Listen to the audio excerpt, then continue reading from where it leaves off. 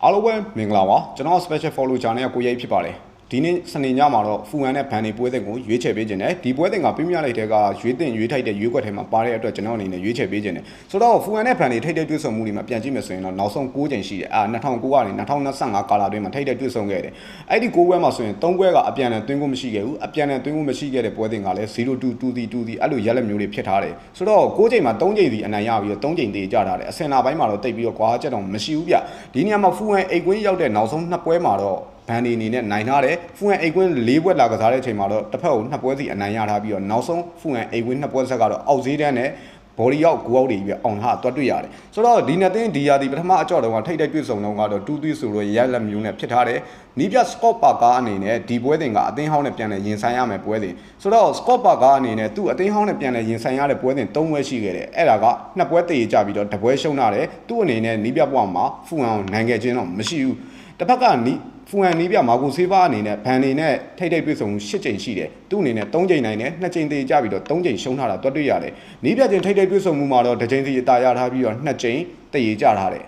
ဖူဟန်နောက်ဆုံးပရီးမီးယားလိဂ်အိတ်ကွင်း15ပွဲပြန်ကြည့်ပြန်တော့နောက်ဆုံးပွဲစဉ်မှာဝက်ဆန်ကိုရှုံးလာတယ်ဒီယာဒီဖူဟန်ကအိတ်ကွင်း2ပွဲသက်ရှုံးခဲ့တဲ့ကာလာလေးရှိတယ်အဲ့ဒါကမန်စီးတီးကို4-5နဲ့ရှုံးခဲ့တာခရစ္စတယ်ပဲလစ်ကို1-2နဲ့ရှုံးခဲ့တာတာမန်အားဖြင့်ပြန်ကြည့်မယ်ဆိုရင်တော့ဒီယာဒီမှာဖူဟန်ကအိတ်ကွင်းမှာ2ပွဲဆက်ရှုံးခဲ့တဲ့2ပွဲထပ်ပို့ပြီးရှုံးခဲ့တာမျိုးတော့တော့မတွေ့ရဘူးပြောရမယ်ဆိုရင်နောက်ဆုံးပွဲစဉ်မှာဝက်ဆန်ကိုရှုံးခဲ့တယ်ဆိုပေမဲ့ဖူဟန်ရဲ့နောက်ဆုံးပြင်းပြတဲ့အိတ်ကွင်း15ပွဲမှာ2ပွဲဆက်တိတိုက်စစ်ကဂိုးပေါက်မပြောက်ခဲ့တယ်လို့ဒီယာဒီသူအိတ်ကွင်းမှာဂိုးမသွင်းနိုင်ခဲ့တာကလည်းလန်ဒန်နှစ်သင်းဖြစ်တဲ့ဝက်ဆန်နဲ့အာဆင်နယ်ပဲရှိတယ်ကျန်တဲ့ပွဲစဉ်တွေမှာသူဂိုးသွင်းထားနိုင်တယ်ယာဒီအစပိုင်းမှာမန်ယူနဲ့လစ်ကို2ပွဲဆက်ဂိုးအောက်ပြီးရဲ့နောက်ပိုင်းသူ့ရဲ့တပွဲဂိုးအောက်ပြီးရိုက်မှာလည်းဖူဟန်ကဂိုးပေါ်စရိုက်ရှိနေတာတွတ်တွေ့ရတယ်ဆိုတော့အဲ့ဖူဟန်ဂိုးပေါ်တဲ့ပွဲစဉ်များမျိုးတွေမှာပြန်ကြည့်မယ်ဆိုရင်ပထမပိုင်းမှာကလေးကတွင်းကိုတွေမြင်ခဲ့ရတာတွေ့ရတယ်နှစ်ပွဲဆက်အိတ်ကွင်းမှာဂိုးအောက်ခဲ့တာမျိုးတော့မရှိဘူးနှစ်ပွဲဆက်အိတ်ကွင်းမှာတိုက်စစ်ကဂိုးပေါက်ပြောက်ခဲ့တာမျိုးတော့မရှိဘူးလက်ရှိဘန်တွေကိုပြန်ကြည့်မယ်ဗျဘန်လေးရဲ့နောက်ဆုံးပွဲတွေမှာတော့ဘုံမောင်စီးစီးကစားတယ်အေဗာတန်2-0နဲ့ရှုံးတယ်အဝေးကွင်းပွဲတွေအနေနဲ့ပြန်ကြည့်မယ်ဆိုရင်တော့ဘန်တွေကဒီယာဒီမှာအဝေးကွင်းမှာဂိုးလဲသွင်းဂိုးလဲပေးတတ်တဲ့အသင်းမျိုးတွေမှာပါတယ်ဒါပေမဲ့သူ့အနေနဲ့အဝေးကွင်းမှာစပါကိုဂိုးမသွင်းနိုင်ခဲ့ဘူးမန်ယူနဲ့ပွဲတွေမှာ2ဂိုးရခဲ့တယ်ပြီးတော့ဘရိုက်တန်ဂိုးမသွင်းနိုင်ခဲ့ဘူးလီဗာပူးနဲ့ပွဲတွေမှာ1-1ဂိုးရခဲ့တယ်ဆန်နန်လောဂိုးမသွင်းနိုင်ခဲ့ဘူးနောက်ပွဲစဉ်ခရစ္စတယ်ပဲလစ်နဲ့ပွဲစဉ်မှာဂိုးရခဲ့တယ်3ဂိုးဒီ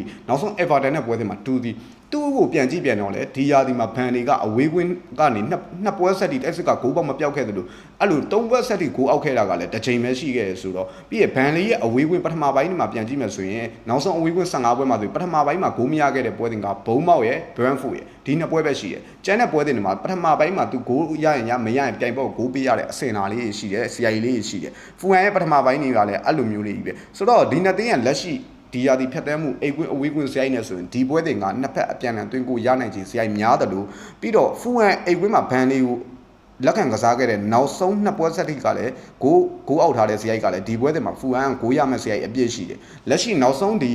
FA Cup ပါထည့်တွက်မယ်ဆိုရင်ဒါဖူဟန်အိတ်ကွင်းမှာဘန်နီလာကစားခဲ့တဲ့နောက်ဆုံး3ပွဲစလုံးထိကိုဖူဟန်ကတိုက်စစ်ကဂိုးမသွင်းထားနိုင်ဘူးဒီနေသားမှာပြန်ကြည့်မယ်ဆိုရင်ဖူဟန်အိတ်ကွင်းလာကစားခဲ့တဲ့ဘန်နီအနေနဲ့နောက်ဆုံး9ပွဲမှာတဘောအနေဆုံး2ဂိုးထိအောင်သွင်းထားနိုင်တဲ့တိုက်စစ်ပိုင်းကိုပိုင်ဆိုင်ထားတယ်ဆိုတော့အစင်လာပိုင်းကလည်းကျွန်တော်ဒီပွဲတွေမှာဂိုးအပြန်အလှန်သွင်းမဲ့ပွဲလို့ပဲမျှော်လင့်နေပြီးတော့လက်ရှိဒီယာဒီစရိုက်ပိုင်းနဲ့ကျွန်တော်ပြန်ကြည့်မယ်ဆိုရင်လည်းဖူဟန်လည်းအိတ်ကွင်းမှာဂိုးရမယ့်စရိုက်ရှိတယ်ဂိုးပေါ်မယ့်စရိုက်ရှိတယ်တစ်ဖက်ကဘန်တွေကလည်းအဝေးကွင်းပွဲတိုင်းဂိုးပေးထားရတယ်ပြီးတော့အဝေးကွင်းမှာ2ပွဲဆက်တိတိုက်စစ်ကဂိုးပေါက်မပြောက်ထားတဲ့အနေထားဆိုတော့ဒီနှစ်သင်းထိပ်တိုက်တွေ့ဆုံမှုမှာတော့ကျွန်တော်တို့ကလက်ရှိဖူဟန်တလုံးတည်းသွေးဝင်ယူမှာတော့ကျွန်တော်အနေနဲ့ဂိုးပေါ်ကအကောင်းဆုံးရွေးချယ်မှုဖြစ်မယ်လို့ထင်ပါတယ်ဗျဖူဟန်နဲ့ဘန်တွေပွဲတွေမှာကျွန်တော်ဂိုးပေါ်ရွေးချယ်သုံးသပ်ပေးလိုက်ပါတယ်နောက်ဗီဒီယိုမှာပြန်လည်ဆုံတွေ့ပါမယ်ဗျ